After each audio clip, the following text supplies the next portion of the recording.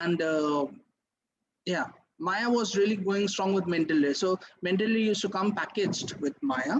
It was free, and that's why it was preferred. It has a lot of options. It has a lot of customization options available. So everybody loved Mental Ray, and Mental Ray was going on really high. V-Ray, on the other hand, uh, kept on growing a little bit at the time, and it was doing pretty good with Max. I guess if anyone of you have heard of seen architectural rendering, especially one of those things was very popular with V-Ray, and so V-Ray, wherever people were doing renderings for architecture or interior design, any design ads, V-Ray was popular. But when it came to animation, to cinematics and all, people were not very sure of V-Ray because of uh, the unusually large render time, and obviously there was a lot of issues with animation rendering for animation with V-Ray when it started out, right? Come now, things have changed a lot. V-Ray has come up with for Maya. There are other renderers which have come up and done nicely. So it's a good mix right now. V-Ray is getting challenged, and V-Ray is being a challenge to the renderers that are going along. So let's start. Let's see if I can share my screen. Just let me know if you can, if the PPT is visible for you all. Give me a thumbs up or something. Yes, sir. That's it. All right. So the first thing, what other renderers are there? That is the first thing. So this is, as I said before, maybe 15 years before, there weren't too many renders going around. So there were 2 or 3 renders which dominated the market. But right now there are a lot of renders. So Luxco, this is absolutely free. It's for Max, Blender, Cinema 4D, Dash, and so on. So you can see there's a lot of renders. Fireball is something which is very good to work with. Arnold, obviously, everyone I'm pretty sure attending the session would be knowing a bit about Arnold. V-Ray, you can check out the cost also. So that is something that studio decides when they studio has to take a call on when they're working with any renders, because they would need to have enough profits to be able to account for this. So V-Ray does is, it is slightly expensive, especially if you look at it around the tunnel. Now these are not the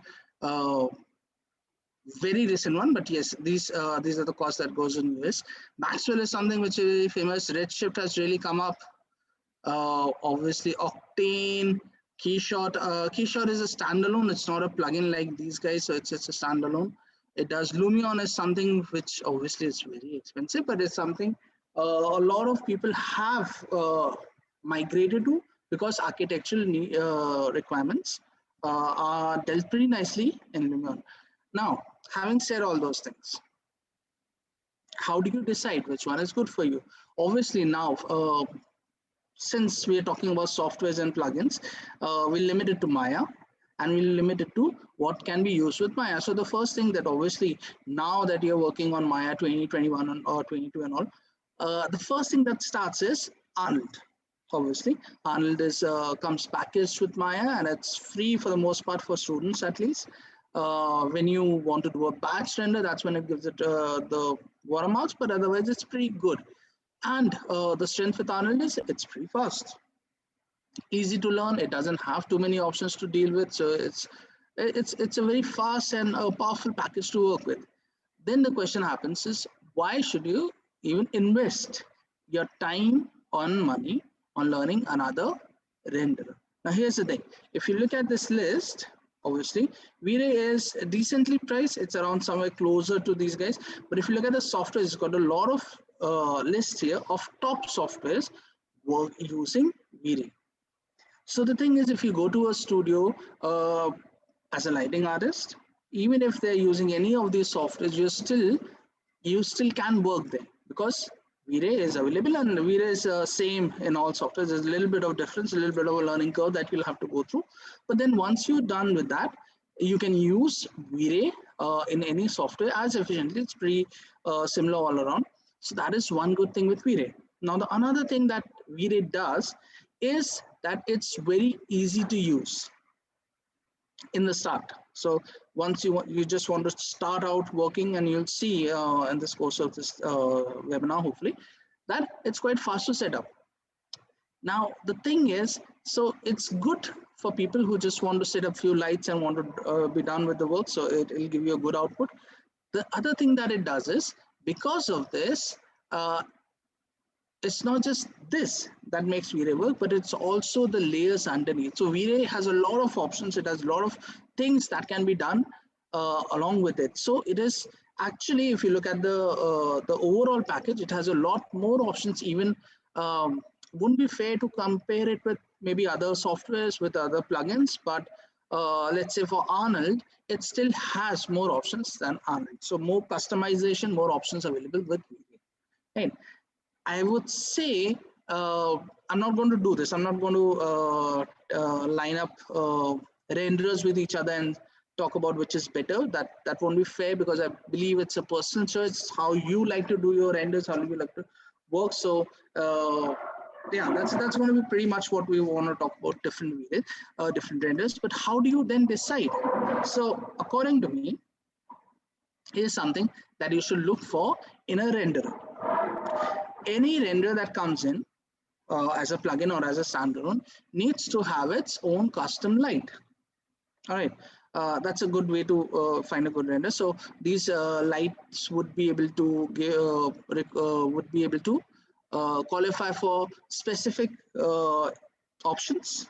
Also, they should be able to support the default lights. That is also very important. So any software has its own set of lights, and if this render can support both, it has its own individual lights which can be used for specific things, and also it supports the native lights. That is a very strong point for any renders, because that means that if you've already lit up a scene with a different render, you can still use those lights, that lighting setup, and make the thing work. So a lot of migration that happens on different files can be easily done if you have a good render which supports native lights also. So with Vray, yes, that is there. Shaders. Now that is something that is getting organized in a very good way, or most of the renderers right now have pretty strong shaders with them. And so Vray also does have a lot of shaders, a lot of options for different type of rendering, different type of materials that is required. So in any case, for any render, you need to look at how many shaders, or what shaders does that render support. Now what happens is, when you talk about render in a general way, people tend to compare the output. All right. Now, obviously, the outputs that you see for Vray and for Octane and for any other render for that matter, when they show those renders, they will be pretty good, obviously. Right. So it's not fair if you try to compare renders, because obviously the artist is the one who's behind those renders and he's done a good job. And so maybe you might mistake the ability of that artist for the strength of a render. That's probably not the best way. That's why I've put these things, so you can look at these things and think about, does this renderer have these options? Now, the most important option right now is indirect lighting options. 15 years before, when we were lighting, we were doing a lot of cheat lights, a lot of setting up indirect lighting through cheat lights. But now, most of the renders have the options for indirect lighting. Now, if you're wondering what indirect lighting, what do I mean by indirect lighting exactly, I'll explain in a bit. All right.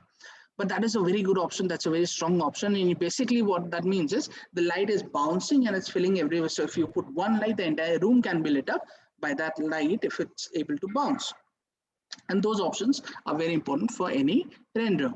Now here's something which not too many people look for when they're lighting, and that is camera control. How much control over a camera does a renderer have? All right. Now obviously that sounds a little weird for maybe some of you when they're thinking, why would we think about camera when you think about lighting? But camera, so for example, if you're taking a photograph, you would be using your camera, right?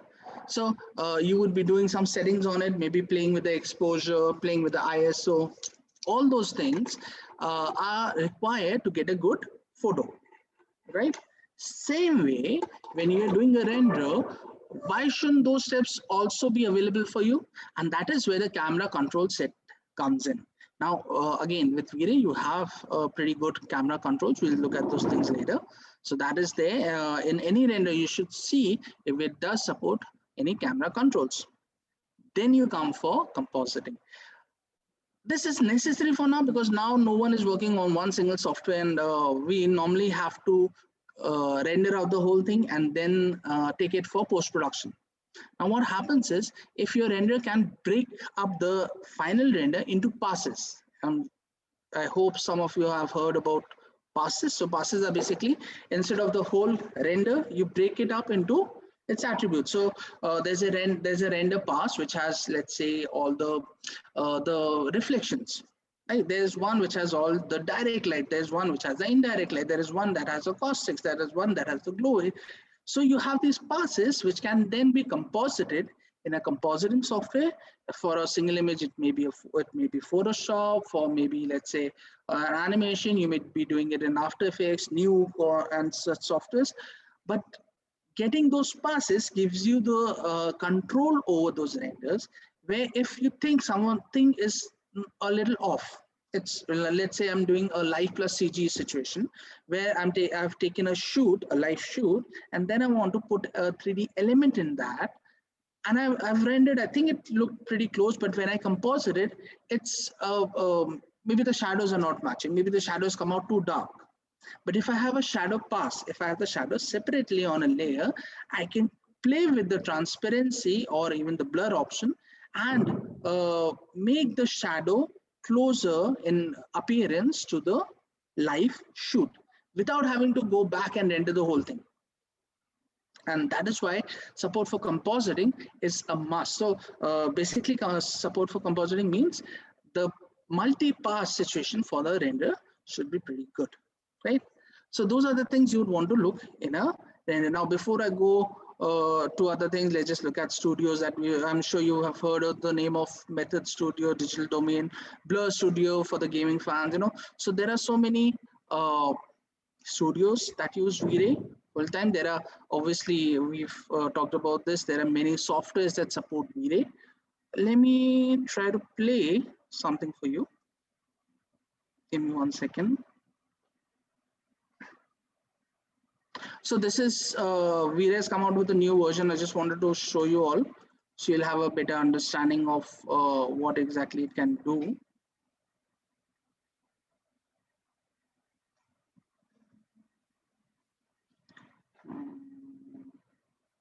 Share screen. Okay, so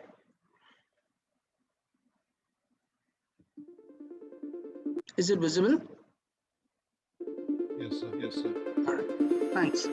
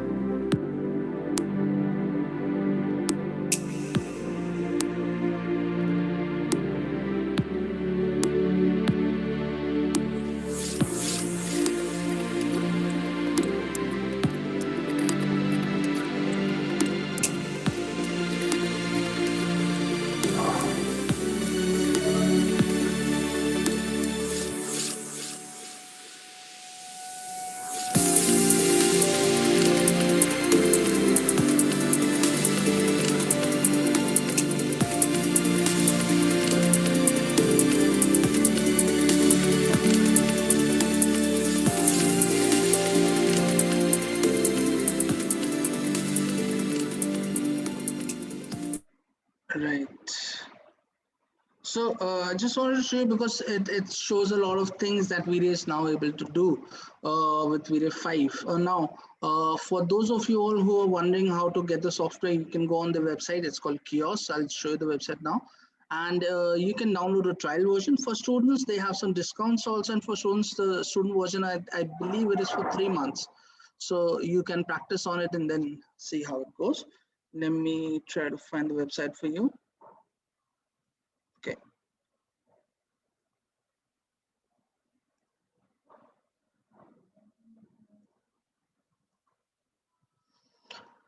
Right. So it's kiosk. That's not chaos. It's kioskgroup.com. Okay, just search for Vray. You'll find this guy. This should be the first one. I just came on this. So I wanted to show you the gallery of the work that's happening in Vray. So you'll have an idea of how good Vray can be. As you can see, there's a lot of lighting, clear lighting going on. So as I said before, Vray has been used primarily for architectural rendering. The advantages, everything is clearly visible. The indirect elimination options are excellent and they give you a very good output right from the start. That is why everything is clear, everything is good. So people do prefer architectural rendering for let's say product design, product elimination. So this is a lot of fun for those things. Right. But it's not just this. Okay, so there was a time when you talked about architectural rendering, interior design, you would say, do you know Vray, because we wanted to be Vray. So I was working with the interior designer sometime before, and the first question they would ask if we went there would be, do you know Vray? We want to. They don't know how Vray works, or are there any other softwares available for it? But they would know that Vray is the one we want. But now times have changed, and you can see lot of character animation, a lot of cinematics are now being done in Vray. So Vray has come of age now. You can see there's a lot of options. So some of those movies also you would recognize. This is one of my favorite guys that I follow, Marek Denko's work. You can see there's a lot of ads going on. So for product design, product advertisement, this is a big thing. Obviously for product banners and all, this is a big thing. You can see there's a lot of animation and all done. Not just that, let me just show you films. So these are all the films, or some of the films at least, where you're getting a lot of video work. And hey, look, there's Iron Man and Ant-Man. So Avengers is also taking on Vray. That's pretty good, right? And obviously for game cinematics, again, you have this working. So it's an excellent format. There's a lot of options that we can give you, and this is the website, and you can download from there if you want Vray. Right. Okay. Let's say begin totally with Vray and I start opening it and working on it. Let's just talk about what advantage is for indirect elimination that we talked about, or a global elimination. That's as it's known. What exactly is global elimination? There are a lot of students here, but I'm not sure if anyone of is this time to do a Q&A session or not. Maybe you all can ask your questions later, then I guess we'll do that.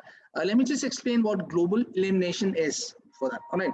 So when we talk about global elimination, it's a physics phenomenon, it's a physical phenomenon that happens in the real world. But in technical world, what do we mean when we say global elimination?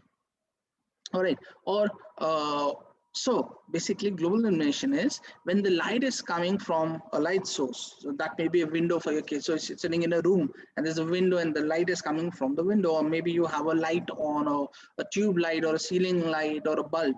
So when the light comes from it, obviously light is energy, and when it hits a surface, hits the walls, maybe it bounces, and the bounce lights up the area which are not directly being lit by the light. So suppose they're in a shaded way. So underneath the table, so the light is on top and the table is here.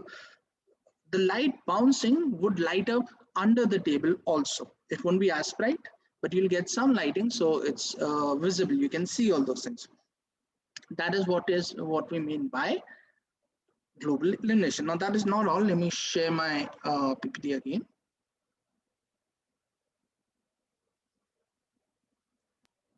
All right. So for global illumination, one of the things that we would want to work with, or let's say start with, are some of these things. Okay, so let's talk about realistic rendering. Okay, photorealistic rendering as we call it. So for with global illumination, what do we mean exactly when we're talking about photorealistic rendering? The first thing is the scene scale is correct. And why is that? We'll explain it. I'll explain in just a bit. The light decay. Now that is something that the software handles for you now.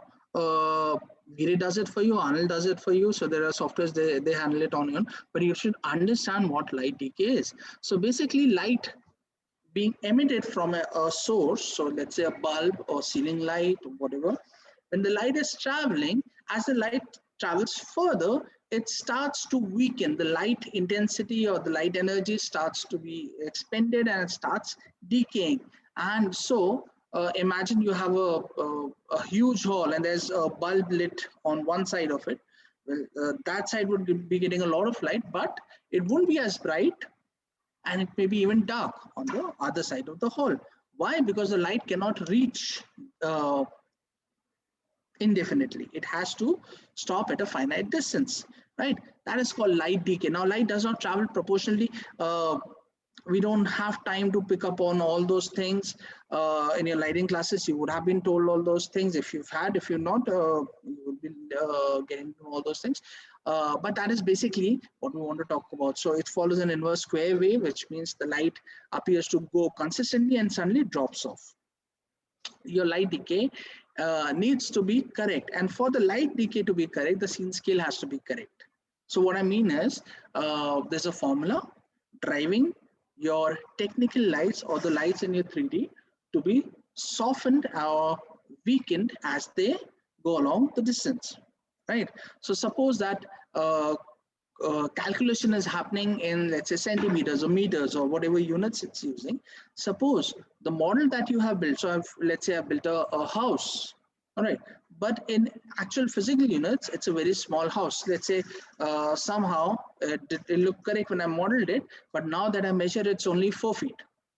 The light is not going to decay at 4 feet, right? So if you put a light here, you don't expect the light to decay at the end of the house because it's just 4 feet. So you need to know, or you need to set up the scene scale correctly so that your lights may decay also correctly. Now, this is pretty straightforward in maths, 3ds maths, but in Maya, we'll talk about how to deal with this situation in a non-problematic way. The other thing, the second thing is shadows. Now, shadows are very important when you're creating lighting sets, because what happens is, so here's the gist of that. The bigger the light source, the softer the shadows would be. Okay, the bigger the light source, compare it with the object of whose shadow is falling. If the light is bigger, the shadows are softer. If the light is smaller compared to the object, the shadows are sharper. All right, so the shadows are getting softened, and that happens because of the size of the light. Now in real world, all lights have a size to them. If it's a bulb, if it's a ceiling light, if it's your window, then it's the size of the window. So all lights have a size and they affect the shadow. So very rarely would you get very sharp shadows. If you maybe go outside and under the sun, you might get that because the sun is so intense and the light is parallel. But other than that, if you're sitting in an interior or a studio, shadows will be pretty soft. And if you fail at this top, or if you're not careful for the shadows, the problem would be you might not get a very good output. Again, indirect lighting we've talked about. We need the light bounces. How do we deal with that? We'll talk about those. Then comes the exposure setting. Again, your eyes, our eyes have an inbuilt exposure control. When it's too bright, pupils become small to stop too much light from getting inside the eyes. So that's how, even when it's too bright, you can still see some things. If it's too dark, your pupils dilate, which means they become bigger, more light gets in and you can see things better even when it's dark, right? Similarly, on your camera, if you have a camera with you, the exposure controls, you have those exposure controls, whether you're using ISO or let's say whatever controls you're using, you can control how much light is getting into your camera, how much light is getting into the scene through the exposure controls. Now, our eyes react to light the same way, the cameras react to the same way, but when we are rendering, we do not take this into account. Now, this is a very important point. And so global illumination, when you're talking about or photorealistic rendering, you have to see things in all of these points.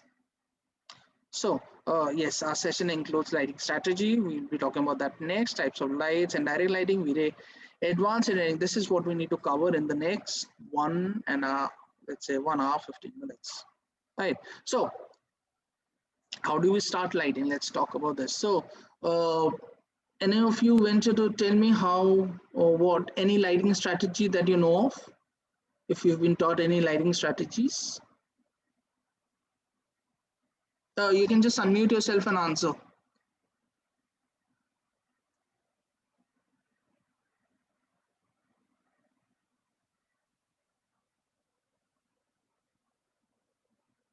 Okay, I see a lot of familiar names. All right, I think people are getting shy.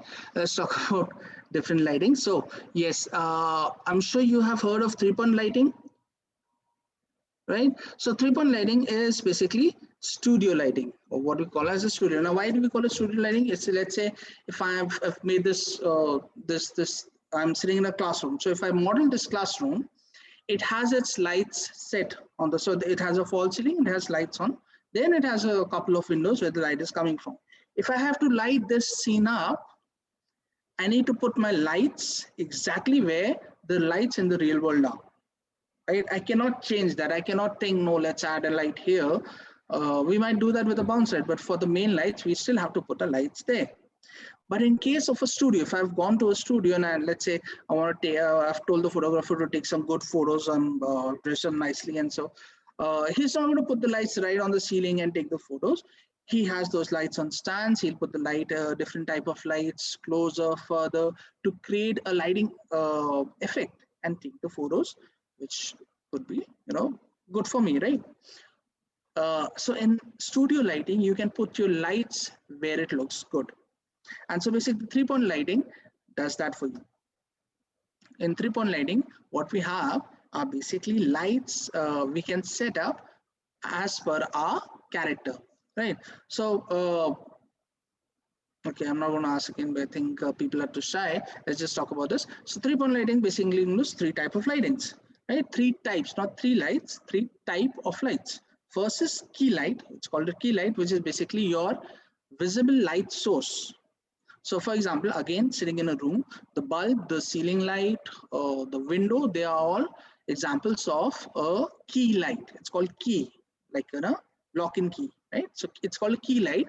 It's basically lighting up your scene directly. It's also called direct light, but it's basically the lights which are lighting up your scene directly.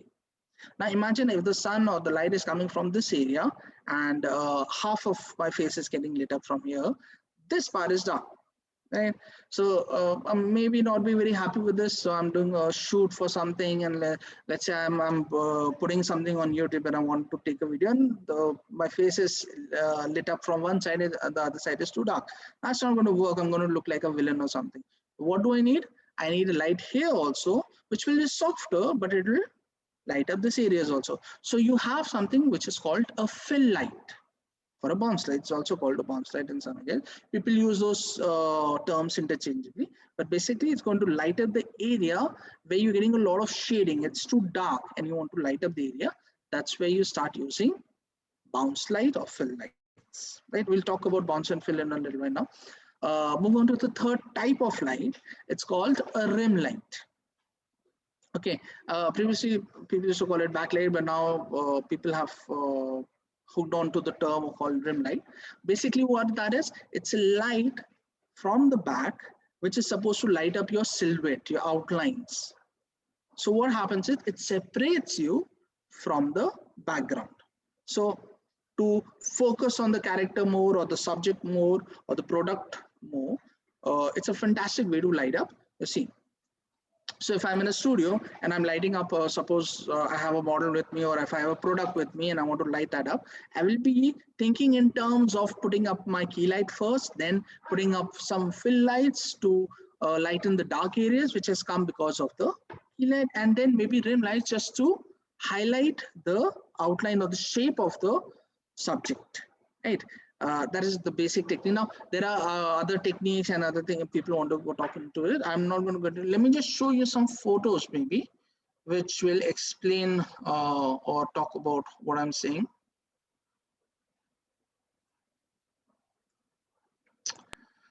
Right. So if you see this photo, this is basically a one-point lighting, which means there's only a direct light or a key light available. It's going directly on the face and it looks beautiful. It looks nice. The effect is pretty cool. The reflections on the eyes and everything. So this is basically a one-point lighting. This is again would be an example of a one-point lighting. However, there are some areas which are dimlit, but basically if you look at the face of the subject which is in focus, it's been lit only by one light right on top or from the front and top coming on his face. You can see the shadows that will tell you where the light is coming from. So again, a one-point lighting thing. This is a two-point lighting, which means you can see the key light clearly. It's this bright area on the face. You can see some nice shine, which we call specular, so that tells you where the light is. And then this area is also lit up. It's not as bright as this side, but it's still lit up. You can see the features clearly, and this is basically done by bounce light or the fill light. Three-point lighting. Your key light easily visible on this area. There's a fill light where you can see this dark area. It's not that dark, you can still see. And then on the back, you can see there's on the ear, there's a light here, which is just highlighting this and separating him from the background. Same three-point lighting, there's a light brightness here, and a key light, a fill light, and then you see the, on the shoulder, if you see, there's your rim light or your backlight. This is a graph from a movie, and with this also you can see your key light. There's the fill light on the right side of the face, and then on the hair you can see the rim light. Again, movie, same thing happening. So this is something which is used for movies, it's used for products, it's used for, so it's a very important way of lighting things up. This is a slightly, I do like the photo, that's why I put it there. So you can see your key light, your fill light, and obviously the rim light right there on the face. So that's basically using light. Now this is good and nice, but how do you start lighting up? Now let's go into the practical things of things. Let's start actually using Vray and Maya and think about how we're going to work on those things. All right, so how do you start lighting up a scene? So I'll share the scene, I'll share Maya, and maybe then we can talk about how you would light up a scene. Give me 1 second. Where's the share option?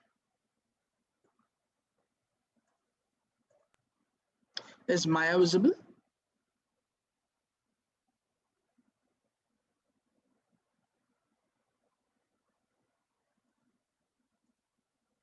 All right, thank you. Right, now this is a scene. I've already done some lighting on it. So I just want to show you this and introduce you to Vray first, then we'll go and take a look at how we can do things in a little bit. So this is a simple scene. It's got this, so we wanted to light it up directly. Let me go to the perspective view and show you exactly how it's. I have a sphere here, half sphere, and I've put an image on it like so, and that's what you see outside. All right, now I've already done the texturing of it. We will discuss texturing and what exactly Vray material is. So here the Vray options here, and this thing is done to this. Now if I go, I have set up a camera here, so I'm going to the camera. Now here's the thing, Vray, how do you start rendering, or how do you say, let me just show you first the output or what options it has, and then we can start working on it. So under view here, you have this little button of Viewport Rendering, which is a new feature, which is pretty extended than Vray 4. Since Vray 4, that's pretty good. So if you click on it, Vray starts rendering. Now my settings are pretty high, I guess, so this is going to take some time, but it'll start rendering on your viewport also. I should have, oh, it's working. So it's going to render out on your viewport. Now if you have the settings a little downsized, so which means light output, what you can do is even move around in the scene, work in the scene if you have a powerful PC, obviously, and the lighting would be visible to you right now. Check this out. This is the difference that you get. Now it's on the viewport, so it's going to be a bit heavy, but you can switch it off anytime here. It's a pretty good option. The lights, actually let's do it. Let's go to set project. Let me set up a project where we can work on this. This is interior 1. Let's try this guy.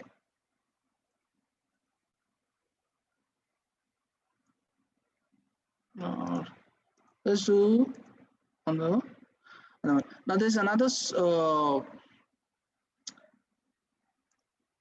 scene that I have. I'm a little unsure about this scene because it sort of has corrupted. So this it's not working well for me. Let's see if this works out. This would be a good way to show you. So this is the flat scene. There are no textures here. There's just the sun that I can. It's just a directional light. It's there's nothing else here. I have put my render to Vray, and if you go to preset, import render settings, default setting, which means it's all default setting. I haven't there's no changes right now. So let's try looking at things from perspective 1. Now right now, so in my scene there's only one light, that is this directional light. If I go to render settings and let's see, so let's tackle lighting and then we'll go to texture. So let's try lighting. Why I'm doing lighting before I start working on textures? Because this is the first step and you want to do your basic light setup even before you start working on textures. So setting up the light right now would be a lot easier and faster because of the textures. Once the textures are there, shaders are there, you'll be working with reflections, refractions, maybe high quality textures, and it's going to take increase the render time quite a lot. So if I do my basic lighting right now, setting up my key lights, I'll find it easier when I add the textures and then fine tune my lighting accordingly, right? So this is my lighting strategy: is start working without textures, add the lights, the initial lights, then add the textures, then fine tune both of them to work with each other. All right. So let's go to Vray. So what? Here's the good thing about Vray. It has an option called for GPU. It's called Vray GPU, which means it's going to use your graphic card to render your scene. And now if you have a very powerful graphic card, if you have a good graphic card, this is actually going to be very fast for testing purposes. It's an excellent option here. My laptop does not have that, so I'll be sticking to Vray only. But yes, you can do that. So this is the first option. So engine option is there, right? This is Vray 5, so you have this option here.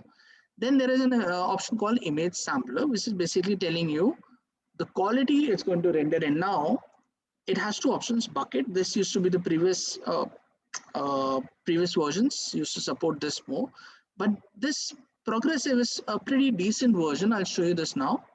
There is an anti-aliasing filter. We'll discuss this in a second. The progressive has this option here, so which basically it's saying it's making subdivision of your scene, of the lights, and it's going to work on the subdivision. So it's going to render, then it's going to subdivide again, render more. So the quality is increasing every time. The good thing is, because of this, you'll be able to see the output almost immediately. And it has this nice option called max render time, wherein you can add a number that will be in minutes, and this will render out in that minute. So good for testing. This option is excellent. If I move on to the next panel, this is GI. Remember global illumination we were talking about. So in global illumination, this is where you would see a bit of change. Now for previous users of Vray, if there are any here, you have an option of choosing primary and secondary engines for illumination, global illumination or indirect illumination. Now primary is set to brute and your secondary engine is put to light cache. That is done on its own. It's working like this. So it's here. You can change this to brute also if you want, but light cache is good here. So what that basically does is it caches out the light, which means all the light rays.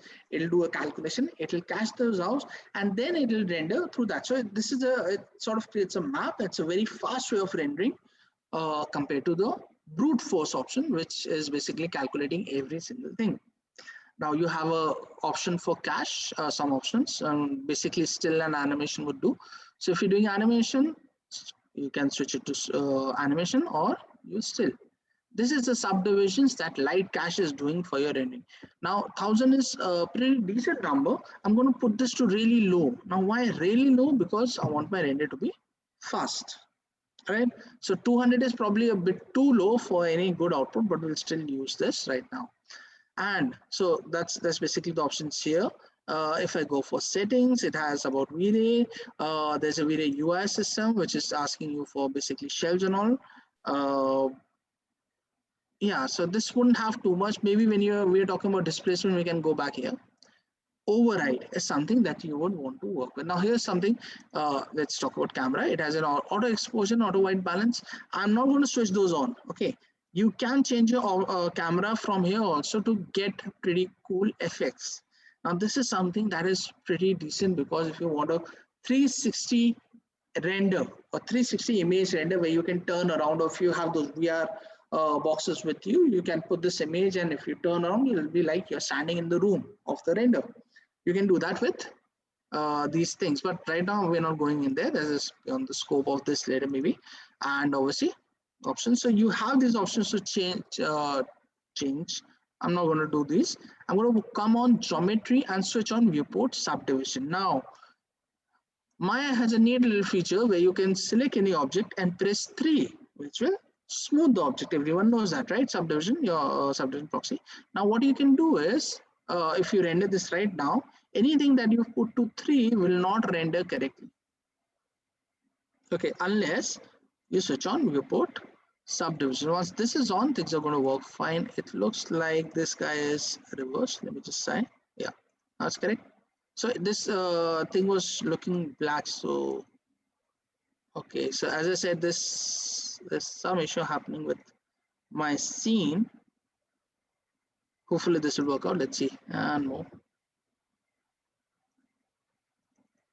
Give me 1 second. Face normals, reverse normals, because it's looking black, so I wanted to be sure.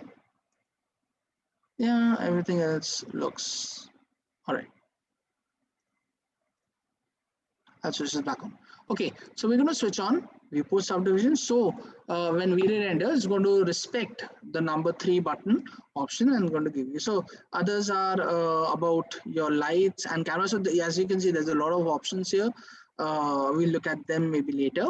So environment is something where you can get your sun and sky if anyone is interested there. Render elements is one we will come soon to. Let's go back and start rendering right now. I have my sun here. Now this is not going to be very active. I'm not going to use it in my final render to go to capacity, but let me just show you how do you start rendering. I've set up the options, which is basically going to Vray, making my max render time 1 minute, going to GI, and putting down the subdivisions for light cache at pretty low level at 200. That is way too low, as I said. And I'm just going to click on render. Now by default, Vray uses its own frame buffer, and you can see the lighting that's happening there. And here we have options of saving some things. Let me delete this guy so I can use more stuff. As you can see, this is your sun. So beyond this, there's the direct light, and you can see the light coming out from it like this. It's pretty dark right now because, well, there's only the sun, and a lot of it is being stopped by these blinds. There is no texture whatsoever. These are all plain Lamberts and all. Yeah, Lambert 3. So there's no texture on this whatsoever. So we'll be doing all those things later. Now with all this, let's try moving a bit forward. Let's see what we can do with this. So Vray lights. This is where you get the lights. Now you have Pretty straightforward lights. There's a rectangular light, which is a rectangle, so an area light. A dome light, which is closer to what you would expect from a sky. You have your sun and sky, which is a physically procedural texture, which is going to give light like a sky. You have sphere light, so they'll be round in shape. You have a mesh light, which means you can turn any object into a light, and that is also pretty cool. Then you have IES lights. If anyone of you knows, those are Illuminated Engineers Society lights, which basically means if you've ever seen lights which those decorative light that you put near the wall and you get nice patterns on the wall of because of the light, you can do those using these lights. Okay, we'll talk about those later. Let's come and use rectangular light. So I'm going for front view, pressing 4, and now you can see the window from here. So I'm just going to place this somewhere close where I can get a similar size to my light. Now if you can see, I hope it's visible and it's clear. I'll try to go a bit slow. I realize this is online. Okay, so make sure the light is pointing in the right direction. All right, so it needs to point in the correct direction for it to work. You have an option where you can actually tell it to light up both sides, but that's just a waste of light energy. So why do that? Okay, just point it in the correct direction. And now let's try another render. So this button, let me talk about these two buttons. You have a render button and you have an interactive button.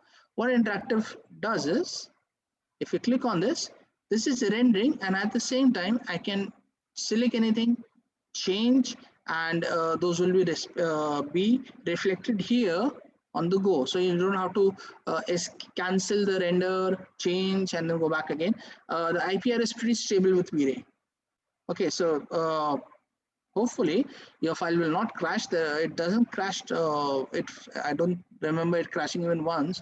I'm saying that now, but yeah, so it doesn't really crash. So it's a pretty good way to work with, and you can see exactly the output that is happening here. Now it's pretty noisy, and there's the light is not too much. It's pretty okay. So obviously, let me stop this. When you're using IPR, be sure to stop it before you start working. If I select the light, here's what you can see. The intensity multiplier comes on default of 30. It's using my units. You can change it to watts and lumens also if you have those settings with you. Shape can be changed to disc or rectangle. That's my light. It also has a toggle target option, which basically is this guy. And it's like an aim constraint thing, so you can control the where the light is exactly by placing it like this. So this is a pretty fun thing. I'm going to switch it off though. You can use it from here. There's a color mode for your lights, which is basically how do you want to work on the color of the light. Where accurately it should be by temperature, but you know if you're just doing a lighting for this, you can just say color and change the color right here. So whichever option supports you, you can use those things. Now it has a U and a V size, which is basically the size of the sky. I scaled it, that's why it's on 1. And then you can use it as a directional light also. So if you do this, as you can see, it's coming. So you can control exactly how much direction does it needs to go. So almost like a spotlight thing, but yeah, it's a little different. All right, I'm going to switch this off because I need all my lights coming like this. You can add texture. Now adding texture to this would be really helpful for us in this scene. I'm not going to do that now, but it's always a good idea to have a texture on your light if you are making, let's say, a window. Because if you look out of the window, there's light on top, the sunny part, the sky part, but then there are some trees also, there are some objects also, light is reflecting from those also. So you're not getting full one rectangular light source, but you know it's spotted with other objects, and intensity is working on a gradient level. If you add a texture here, you get those things. If you add a correct texture, at least you get those things. So that can be pretty useful, but I'm not going to add that now. Then if you go to options, this is where you can make your light double-sided, which means it's going to light up both sides. And invisible. Now here's something which you have to get used to. V-ray lights by default are visible in the camera. So if I bring this guy in for now, just to show you, and I render, you can see the light. Right, it's too bright, but it's there. Now why is it there? Because invisible is off by default. You need to switch this on. Once you switch this on, you'll still get the light, but the light source itself will be invisible. So I don't want to use this as a visible light source, so I'm going to switch on invisible and put up my light right there. Let's go back. So this is my option. All right, now obviously if I'm lighting the diffuse and the specular, then there are sampling options, and then there are shadowy options. So there's a lot of other options, as I said, but you don't need to get into those for basic lighting. You can just work with this, and it's easy it is for us. Now here's the thing. Right now I'm not getting too much light in my scene, not this one. Why is this? Why is there so much noise, and why is this light so less in my scene? The reason is the window is, let's say, 60 to 70% blocked. As you can see, the light can only enter through those little slits. So what I can do is I can keep on increasing the multiplier, the intensity multiplier, to get a lot more light in my scene, but that's going to burn out the parts closer to the light, and I don't really want to do that. Now if we look at the scene again, you can see these shadows of your blinds here, right here. They're caused by the direct light. All right, so direct light is already giving you these shadows.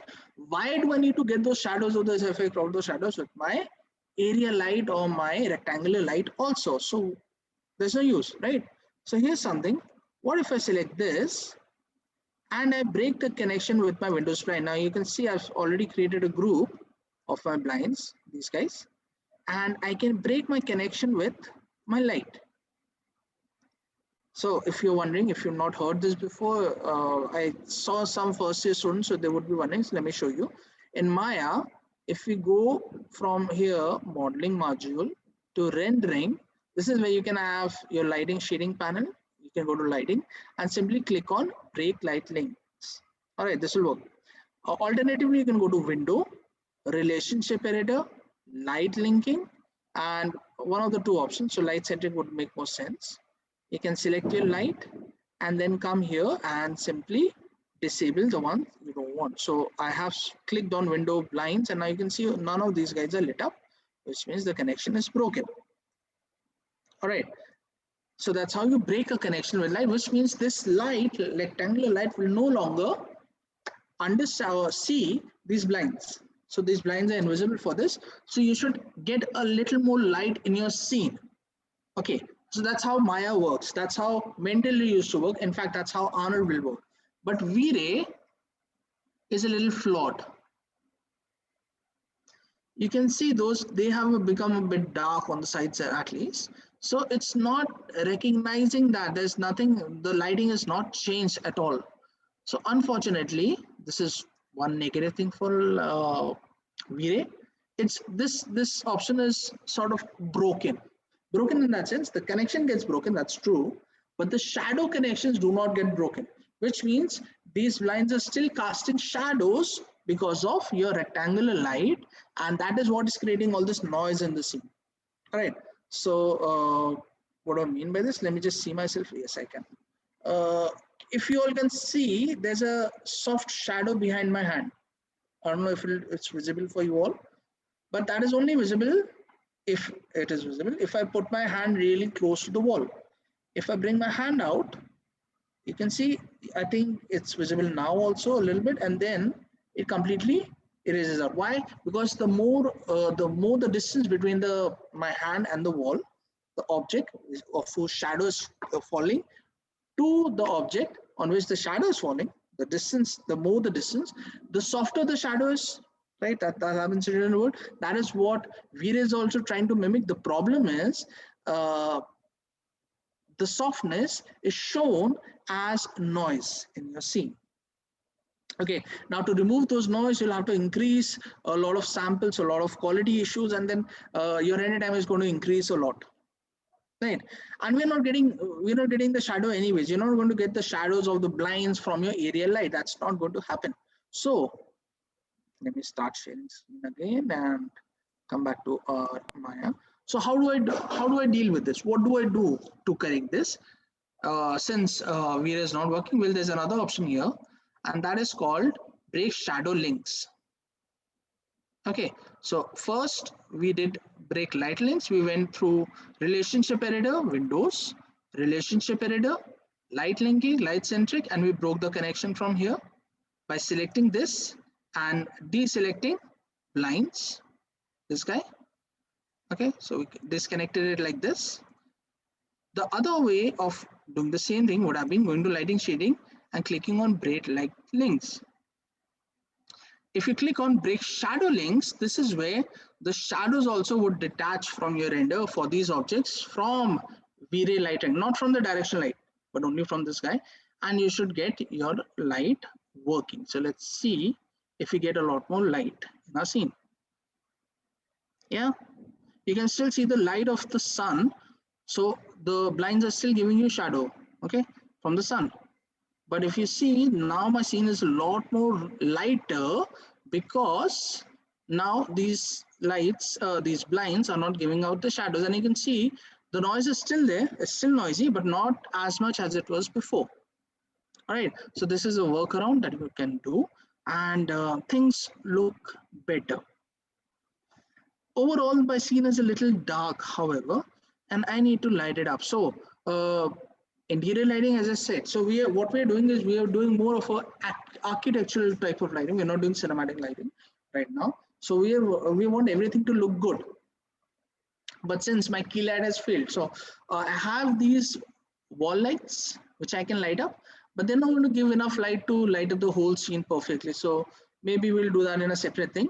There's a lamp here, which is, again, that will be limited to the light it gives. So I need to find another source. So what I did is, let me go back to perspective view and show you. This is where our light is. Here, outside the camera region, I've created a window. So obviously, if you go into a room which is cutting out like this, there would be a door or a window here, and the light would be coming from here also. I'm thinking there's a, so this is the dining area maybe, and there's a window here, right here. I haven't modeled the window because this is not going to be seen in the camera. So why bother with something that is not going to be seen? That's why I've taken this off. So I don't need to model it. But yes, I can add the light. And since I already have the light, let's duplicate it by pressing Ctrl D and using it. Now remember, Maya does not support light instances, so do not be instancing the light. And if you're wondering what that means, well, you don't know the option anyway, so don't bother about it. But if you do, don't do it. Okay, let me put it right like this. Let's go back. I can go to Vray, show Vray buffer. This was our light. Now I need to save this. So click on this guy. You have your light here. You can see it took 30 seconds for this to render fully. I'm going to re-render this so we can compare the difference, and you can see now it's looking nice and bright. More to what we want. That's pretty cool.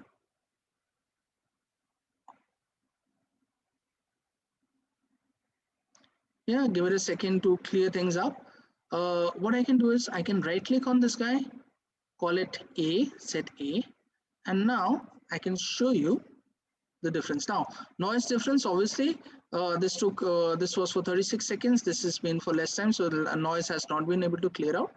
But you have, this was before lighting, just with just one light. Now you have two lights and things look a lot better, right? Right, you have this light option, so it looks pretty good now. Right, now let's, okay, with this, okay, so I have set up my lights. I'm happy with this. Maybe we'll set up these lights later, or this, let's see. Let's now try to work with what we have now and see what we can, let's basically start by adding some textures. Okay, So let's take the floor. I have selected the floor. Let's see what Vray has for us lighting options. So I'm going to press Shift T. This is going to give me assign new material options. Shift T, that's T for Tanuj or transform. And if I click on Vray surfaces, you can see that it has a load of these shaders for different things. So you have skins, you have flakes, light material, mesh material. There's a material, Vray material. Now this is the standard. So if you've used Arnold, you know AI standard surface. This is equivalent to AI standard surface. If you use Mental Ray, you know MI Material X. This is equivalent to that. It has a lot of options here, and so there are a lot of options here. But I'm going to select VI Material. Now, Vray Material, as it's simply known as, is a pretty cool shader. It's got a lot of options. Let's see some of them now. So I have the floor selected. To add texture, you will go to diffuse color. Now for now, let me just click on this guy. It'll take a bit of time to render, but you can see the render right on your viewport, and I can add my file also. Let's see. Hopefully this will not crash. I have my project set up, so I have some of the shaders here. I can select this guy. And you can see that happening. Now it badly needs tiling. So let me increase the tiling to, and rotate it also. I don't like the sideways thing. This looks much better. Right, so I've added the flow texture. This is just a color texture. There's no bump, there's no reflection, nothing on it. It's just this. And I do like it. I was thinking of maybe making this less. Maybe we'll do it later. Let's just see. So my Vray material, obviously you should rename your materials. So floor matte would do. I've got a good flow now. It's looking good. If I go beyond, so basically it has my diffuse option, which you just saw. You can decrease this, the amount that's going to get darker to the point where it will be black. Okay, now diffuse amount is very rarely put on 1 for blend. If you use blend, you would know it's on 0.8 by default. So basically no material, the idea is no material reflects the light 100%. So it's put to 1. But having said that, but here's the thing, you can for these materials, these are all already calculated correctly, so they give you the right number automatically, unless the material itself is one which is going to absorb some light or be a very rough object. You would want this to be 1. I know floor is, you know, so I'm thinking of a wooden floor, and also I might put it to 0.8 or 0.9, something like that, a bit darker. That would work. But again, this is your call. Opacity, transparency map can be put here. You have options of clipping, so it will cut directly, or stochastic. You once we use an opacity map, then I'll be able to tell you these things. You can make your material look rough, right? And self-illuminating also. So we'll be using this in separate things, then we'll see all those things. Then there is a reflection option, which starts with this color. Let me switch it to bright or white. You can see there's a lot of reflection on my flow. Now this flow looks pretty wet almost. It looks like it's being laminated. This is what this guy does. You have an option of okay. You have an option of adding amount, reflection amount. You have an option of BRDF type. So what BRDF is, what if you're wondering what this, if you're wondering. So basically reflections, if you know, I'll break it down to a real simple thing. Reflections work on angles, which means if you're looking at a thing at an acute angle, at an angle like this, if I'm seeing from my face, I will see more reflection on this than if I'm seeing it face to face directly. All right. So that is basically called a Fresnel law. So Fresnel was a scientist who made the formula for this, and so that's how it's written. It's called Fresnel. The spelling is Fresnel. So it's a French. So it's a Fresnel, but it's you can call it Fresnel also if you understand what it means. That's the main thing, right? So to get that type of thing, it's not a linear reflection, which means it doesn't really work this way, that the more you move your hand, the less the reflection will be. there's a calculation to it, and these calculations can give you different type of effects from form. Again, you won't see too much of different right away because this is one continuous angle. So GGX is pretty decent to work with. I'm going to put it here, but this is basically what it does. Here comes the interesting thing. Use Fresnel. If I switch this off, you can see it's now reflecting the whole thing. It's too much. Let me put it back on. So basically everything gray, this became a mirror almost. And so you were seeing the walls and everything gray reflected on here. So this was looking gray also, right? Now obviously I need Fresnel. That's why I need Fresnel. I have it here on. But this is too reflective, right? Or the reflections are too strong or too clean. It looks like it's all wet. So here's where glossiness comes in. So glossiness will make your reflection blurred. So let me decrease it by, let's say, let me put it to 0.8. Okay, so close to 0.8. Then render it out a bit. And now you can see the reflection is now a lot more noisy.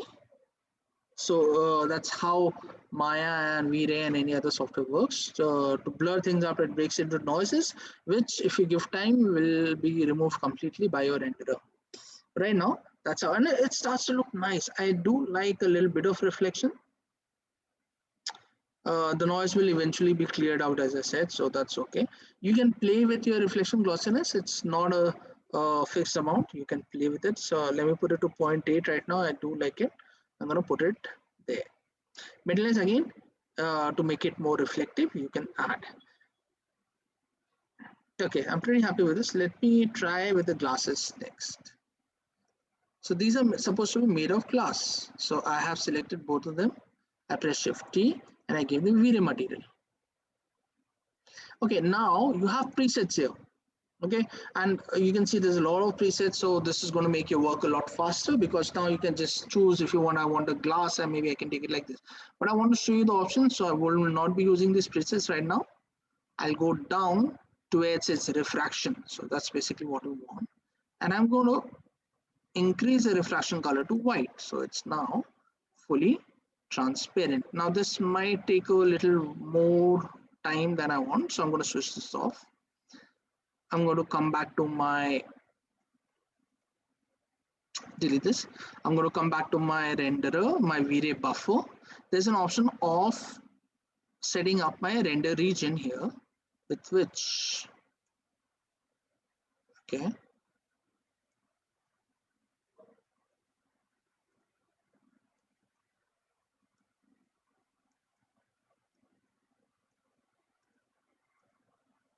Okay, for some reason I cannot create this. Well, there's another option that I can go then.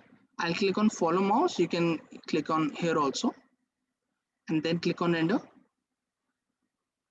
So now what it's going to do is where your mouse will be, it's going to render first. So you can see it's going to render here first. Not very happy with this. Yes, now I can, so I needed it to render one time for it to awake. Now that is awoken, I can click on this and you can see I'm getting those clear glass with some refraction happening on this. So let's look at the glass. So refraction basically means, if you are not already acquainted with the word, it basically means when the light moves from a rarer medium to a denser medium, basically meaning something like air, it moves to glass or water, which has more density.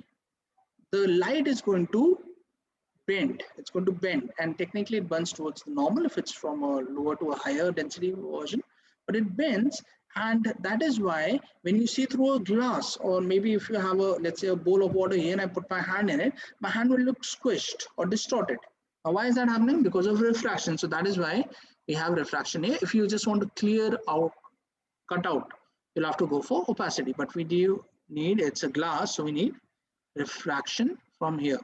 There is the IOR, which basically means index of refraction, which tells you how dense a material is. The denser the material, the more the refraction you'll get from it. Now, there are some refractions you need to remember, IOR that you need to remember. For water, that is 1.3, right? For, let's say, glass, it's typically from 1.4 to 1.8. For let's say something like a diamond, it's 2.2. For something like a crystal, it's 3.2, 3.4. So the more dense the object, the more the IOR is increasing. Okay, nothing below 1 because that's going to give you the other effect. You can do that. 1 means there is no refraction. Okay, so 1.6 seems too much. I'm going to put it to 1.4 as it should be for typically for a glass. I'll wait for a second to clear it up. So now because I'm rendering only this region, nothing else is getting affected, I'll get the output a little faster on these at least. Is this visible? Can someone say yes so I know I'm online?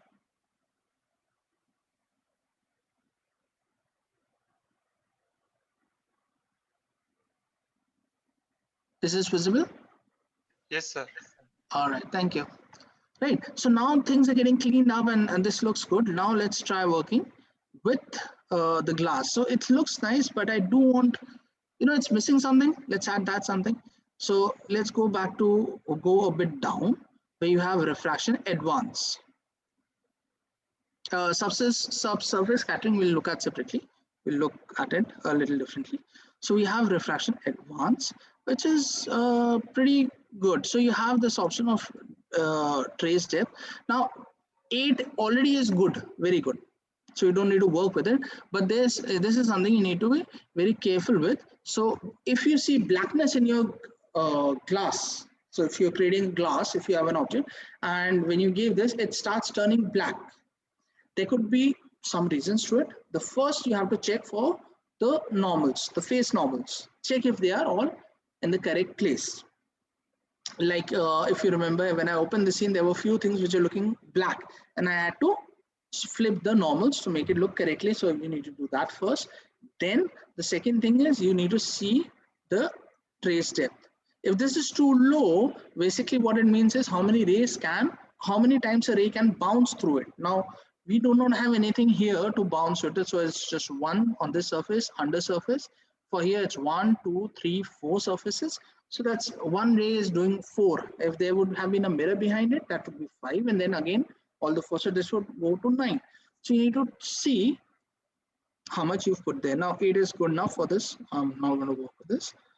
There's this option called Effect Channel. I'll show you this in another scene. I don't think so it'll be good on this scene, so I'll show you this on this. Let's go to here and work with fog before we do this. I'm clicking on fog. I'll give it a random color. Let's give it green, and you can see your glass turns green. Now some people are in the habit of texturing their glass, coloring their glass through refraction color. Don't do that. Okay, fog color is the best because fog color lets you so if your glass is thinner at one point, you will see less of the color. If it's thicker at one point, see more of the color. This is what fog color can give you. This is how real world glass behaves. Okay, so there are glass, is transparent. You put color pigments in it to color it. So if it's thinner, it cannot carry too many pigments, so it will be less tinted as opposed to a thicker portion of the glass. That happens in real world. This is what is happening here. This is pretty nice. If I put this to white, there is no work happening. So maybe I can pull it to somewhere like this, too bluish. Yeah, and that looks pretty nice. So if you've seen glass tops of this, you get this on the side. So this is obviously much thicker for us because we're looking at it in this direction, and so you're getting nice, cool look on this. So I'm pretty happy with this. All right, so that's how I'm using fog to create my glass. What about reflections? Let's go on top, find my reflection, and switch it on. Now you can see nice clear reflections of the window on this. That is pretty good.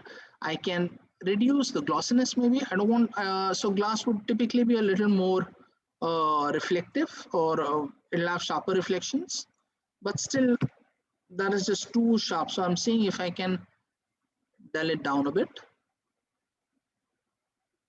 Yeah, something like that. Maybe increase this a bit if you need.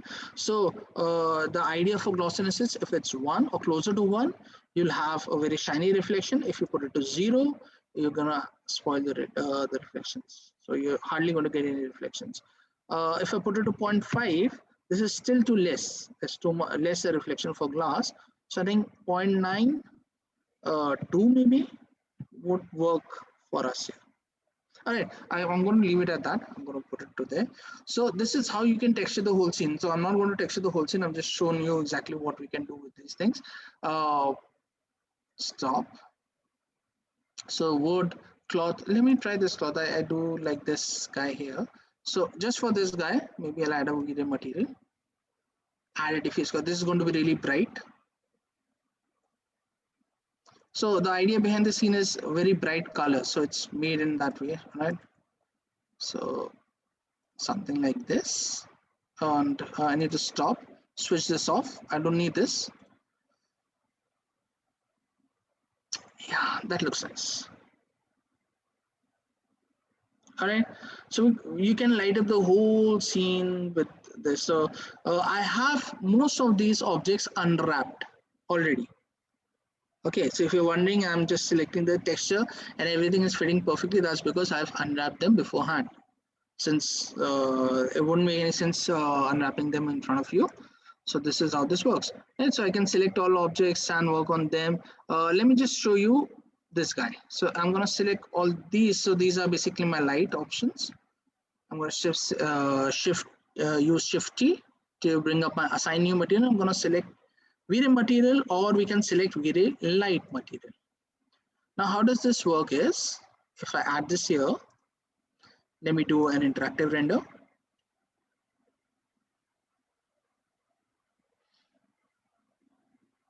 And you can see they are a bit on the light side. If I increase the color, now they are brighter. So they're basically emitting some light. Now I'm not able to see how much light. So what I'm going to do is stop this. Let's do something that is a very beautiful thing for Vray. It's a new feature. So unless you have Vray 5, you will not be able to see this. I'm going for the render settings. So I clicked on this button. I went for render settings, and in render elements, I'm going to find something called light mix. Now, right now it is already there in my Vray render frame buffer. If you see, it's here, so it has this option here. But if I try to select it, it will say please add this and re-render. So I need to select it, click on add. It's right here. Close this, and now you need to render again. So the second time that I render this, I should be able to get my light work. So first let it render a bit, so I get some output.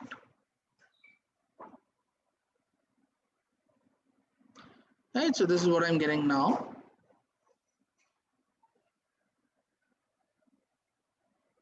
That looks nice. Let's give it a slightly more time to at least clear up the noise. There's too much noise in my scene.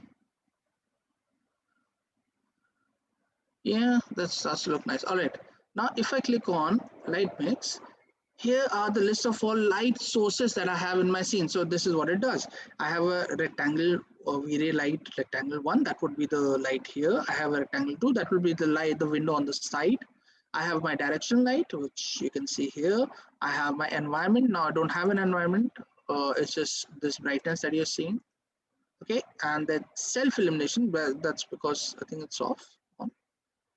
Self illumination on these guys, and then there's nothing else here.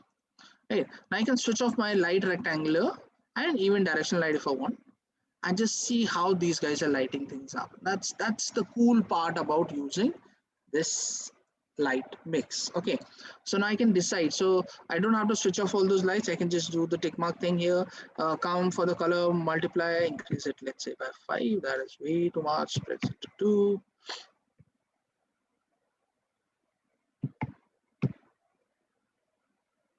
Yeah, I'm able to get. So obviously it's going to take a bit of time to reload the settings that I have. So let me give it a second. That's what I'm getting with this.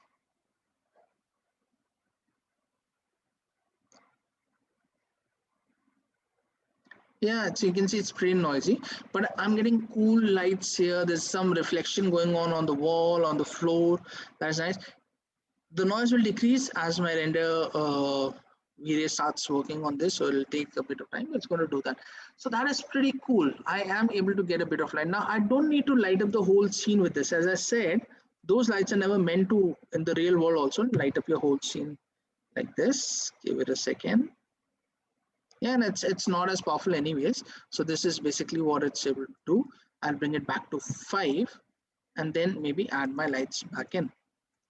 But now I know they are getting lit up and they are affecting those areas if you want them on.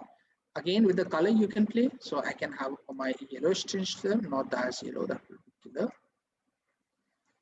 Something like this if you want. So they are a little more on the horizontal side. There's a little warmth with them, and this starts to look pretty nice. You can add your light here also. I'm not going to do that. So basically that is how you can work with your Vray lights. Okay, I'm going to stop this. Share also, stop share. Any questions till now? Anything you want? You're confused or you didn't get, you want to ask? You can unmute yourself if that is. Guys, unmute yourself and just ask your question so that sir can clear your doubts to have a better clarity.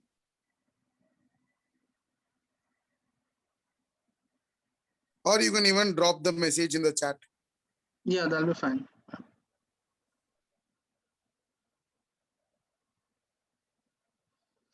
Okay, let me show you another scene. Till then, this is working. So I'll just show you different scenes that I'm working on and how we can use this. Give me a second to load the thing up.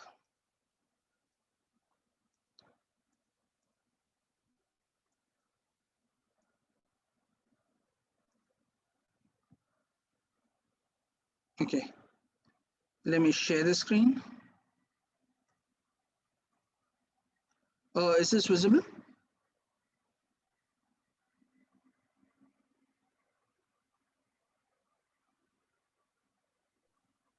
It is visible for, yeah, it is visible, sir. All right, thank you. So I have this another scene setup. So I basically wanted to show you there's a skin shader called Fast SS Material 2. You can find it there in Vray. This is one of the easier ones. It doesn't have too many options, so it does what it does in a very simple way. If I render, this is going to take a bit of time for render. So I'll show you the render that I have till now. It's a work in progress. I haven't finished the whole thing, so I do want to work on the skin a bit more, add a bit more things. So this is of a more on the cartoony side. It's not exactly supposed to be very real, but at the same time, I need that blend of reality and this thing working. Let me see if I can render this. Yes, I have my light.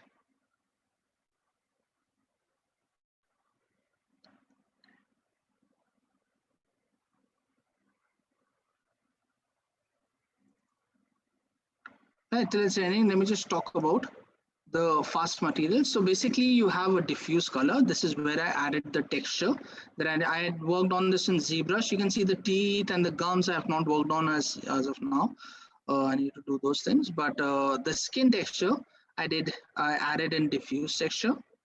Though I have not added this right now in the amount, which means it's not working at all. My subsurface color is working, which is again the same map, but I can use my diffuse color also. Now, what would diffuse color do? Right? If I add the same map here and I increase this, you'll see this going to a bit more of a simple Lambertian or a blend type of event instead of the skin shading. But if you add a correct grayscale map where there are things you do not want to be shaded in skin. For example, let's say I'm making, so there's another scene that I'm working on. I'm working on that in Arnold, so I don't want to show it to you here. But basically, it's a bison, all right? It's a big bull. Now, I need my skin shading to work on it, but I do not need the skin shading on the hooves, the hooves of the bull or the horns. I do not want the horns to be shaded as a skin in any way. Now, what I can do is, in diffuse amount, I can add those things. So what is going to happen is there's going to be very less thing happening, and I'll get the correct rendering of it. Here I have added a light skin color. So you can see that happening here on the ear, a bit here, on the nose, on the chin, that is happening. So basically with this radius, what I'm saying is, if there's a backlight, if there's a light that is behind and it's lighting my character, and the character skin is greater than 2 centimeter, right? It'll show this color. If it's less than this, it won't show. Okay, so this is how this basically works, and it's working pretty nice. Let me show you my light mix again with this. So I'm going to switch on light dome. That's my fill light. That's my fill light again, another on this rim light. So I have just one light, that is this, it's coming on the face right here. If I add my fill light 2, you can see I'm using the colors and things pretty nicely. So this is a good way for me to understand things and work on it. Fill light, and again I can reduce the quality if I want from here, the participation of it. The rim light for the, if you see the, I cannot see the back of the hat right now, but now I can, and the hair also. There's no environment right now, there's no self-illumination, and obviously there's only light dome. If I switch this on, you can see it's filling up where I didn't get the light. So I get nice, good effects happening on this. This is my light mix. Let me stop this so I can work on this a bit more. So this is your light mix. All right, so it's a great way to work on things. If you click on lens effect, however, this is where post-production things happening. Now, if you can see, I already have this also. Let me switch this off and focus on the, yeah, she's a bit hairy on the face. If you see the diamond here, this is what I want to shine. So what I can do is, for the opacity one, it's working on here and it's working on here. The intensity, you can see, so this is basically a lens flare effect. Then I didn't want too much, so I put it to this much. You can play with the bloom effect, which is basically the glow effect. You can work with different aspects. So you can add scratches, which is again another reason for adding those things. So you can see this gets a pretty decent effect. You can see the aperture changing. You can add all those things and you get a pretty nice post-production effect. Now you can add that in post-production, you can add it in Photoshop, you can add it in your After Effects if you're using this, but this also gives you an option of adding it right here, should you require it. So this is your lens effect. If I click on display current, I can see my color space which I am in, and that is in sRGB. I can increase my exposure. You can see for the final effect, I did increase it to 0.4. So my light is a little bit dark here. I haven't had denoiser. We'll talk about denoiser in a second. I can click on this guy. So to click on this, let me go back to, let's say, yeah, I'll click on composite. So I can click on this and I can change, I can use any of these things. So I can use hue saturation, I can use color balance, I can use curves, tone maps. You can see, so right now it's overwriting. I can put this to, let's say, value or pin light, screen. So this is what I'm getting without and with. So you can have these pretty nice changes working on this ad will give you this. You don't have to use the full ad, you can just control. So you have these options where you can change the color, the hue, saturation, differences. You can all do all those post-production work right here. Now, what is the advantage of adding it right here? Well, because your render is going on and you're working it on this, it's working on a, let's say, a non-destructive format, which means there's no compression involved. So if you save it in a, let's say, a JPG, there's a compression involved, and then when you add this, you're losing a bit of your. Now this way you can, you're working on a full unfiltered, uncompressed version of your work. Also, it's easier to work. So if you do not want to go back to Photoshop, you just want to work here, you can do all those things. And all you need to do is just click here, add those things, and then you can work with this. Okay, give me 1 second. Let me load up another file. I think I'm a little bit out of time. So this would be.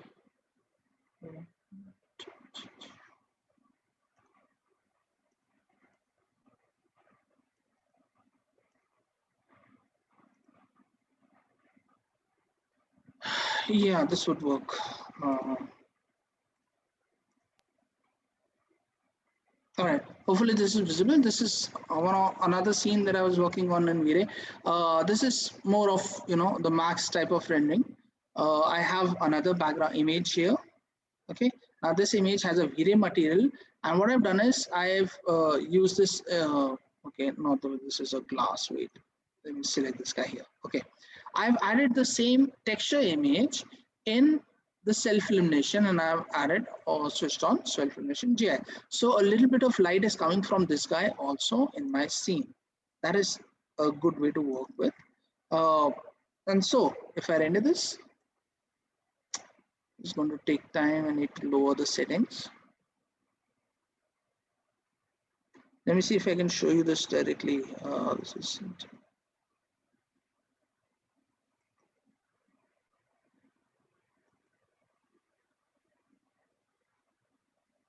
yeah. I'll just show you the final output before I enter further with this. So this is what I got with this. Now I have taken, as I said, remember I said compositing, you need to have better options. So I have added a bit of bloom. That is why this all is so bright. If you notice, this is a little more in focus. This looks a little blurred, right? So I'm using Z depth. I've used ambient occlusion on this. So is there a way that I can show you this? That's the original render. You can see it's a lot darker. That is my Z depth. And okay, ambient occlusion is not here. It's here.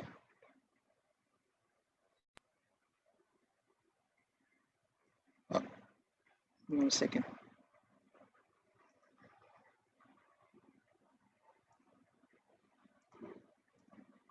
That's why ambient occlusion. And with ambient occlusion, you can see the creases and the crevices are being highlighted. I can get a nice details on those. So those are pretty cool things, right? On this, otherwise these would not have been noticed. So there's a switchboard here which would probably have been noticed, and I'm getting all of those happening right because of this. So I took this image, I multiplied it on my original image, and my final output was this. And again, I switch it off. Give it a second.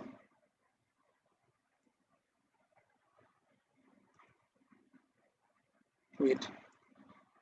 Finally. So I got this. And yeah, again, using light mix, I had this. So I have an HDR working on this. That is basically what I wanted to work on to talk about HDR. Now, how many of you do use HDR? I'm not sure, but HDR is basically a good way to render out your models. So what basically in HDR, it's the full form is called high dynamic range imaging. And what does it do? It's a image taken, it's a photo taken at different exposures and combined into one image. Okay, so if you know about bracketed exposure technique, so basically your camera is on a tripod, just put on the bracketed option, which means when you click on the button, you take the photo, your camera is automatically going to take the photo at a different exposure level. So it will go darker and it will go brighter. And then you can take that image. Photoshop has the option of combining all to make one HDR. You can do that with other dedicated softwares for HDR, and you will get a very good photo which has exposure details. Now, what is the use of those things? Imagine I have let's say I have made an axe. Okay, so it's a big axe, and I've put it there on a tree stump. I need to render this. So I modeled the tree stump, which means a tree that is cut. The axe is on it. But now the whole environment, how would I get it? I cannot model all the forest and maybe this, put texture for the sky, and that'll be a lot of work. If that is not being seen, why bother with modeling everything? What I can use is an image which will fit on a dome, on a sphere, and it'll give me a good environment. So what do I expect from an environment? You expect lighting. So if you're sitting, let's say if you're standing outside, remember key lights we talked about? Which is your lights, main light source, your key light when you're standing outside? Obviously it's the sun, but it's not just the sun, it's your sky also. right? This light is coming from all direction. That's why when you stand and the sun is ahead of you, in front of you, you still get light on the back because it's coming from the sky. It's coming from like a dome from all above the ground. Everything is pointing lights towards you, right?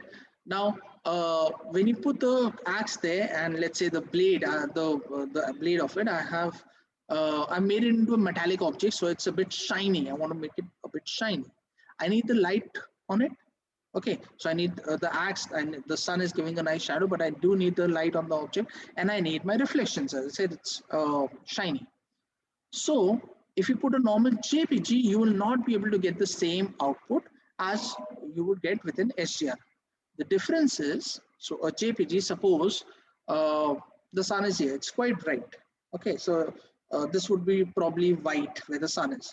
This side, however, I have a small white boat or something, a board, a white board. This is also looking white and this is also looking white. So Maya does not understand, or Vray or any other software does not understand which is the actual light source. But now imagine if you have the camera and you lower the exposure, everything else will get dark except the light source, right? So now, because NHDR has this exposure control on it, it's able to understand exactly which is the light source and which is just white or bright color. That is why when it lights, it's going to use the environment light in a correct way and you'll get the correct lighting. Now that is not just for lighting, for reflection also is going to work the same way, because reflection also works on the same level. Uh, the brighter the object, the more it will be seen in the reflection. The darker the object, the less it will be seen in the reflection. For example, if there's a bright, red car around afternoon, if you go there near a bright red car, the sun reflecting on the hood, let's say, would be so bright you might not be able to see it directly. But if you go near the car and you look at your own reflection, you look pretty dark, you look pretty dull. Okay, now why is that? Because your face is not emitting light, the sun is. So reflection has a lot to do with the brightness of the object. And again, when Maya or Vray or any other software tries to mimic that using an environment, it fails if that is a JPG. But with an HDR, because of the exposure control, it knows exactly where the light source, where the bright things are, and where a normal colored objects are, and so the reflections are also accurate. So use a lot of HDR. I don't have time. Probably we'll do another session if it needs to be, where I can show you how you can manage with your HDR and do your lighting. But that's basically how it's done. Right. So just to wrap things up, this was just an introduction to Vray. I showed you a couple of materials. I showed you how you can use those. I showed you 2 or 3 lights which you can use in your scene. I showed you how the Vray render settings work, and I showed you how you can use the Vray frame buffer. Also, we worked a bit on light mix and post-production settings along with it. So if you've found this interesting, you found those outputs to be nice, and you think you want to dirty your hands with Vray, just go ahead on the website, register and download our trial version. You can work with it, try it out, see if you have any problems with it. Hopefully, if you build an interior or a product model, you'll see it's very fast to get an output, a good output, and then maybe work on it a bit. As I said, in the industry, there's a lot of value and demand for Vray experts. So for those budding lighting artists out there among you, if you're interested, work on this. Sir will be sharing my number, contact details if required. So if you get it stuck somewhere, if there's a query, you can post it to Ajay sir, and maybe he can direct it to my side and we can work on it. All right. If there's any question, you can put it now, else we'll close.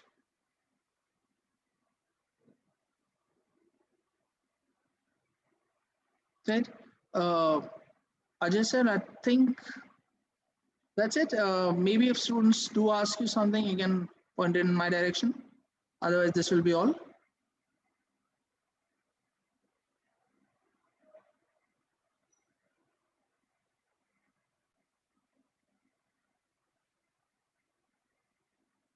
Prabhakar sir. Okay. I think I'm not being visible to them. So this is goodbye. Let me know if there's any question as a thing. You can, as I said, you can send it to them and they'll let me know. All right. Thank you. Have a great day. Thank you, sir. Okay. Take care. You too, sir. Bye bye.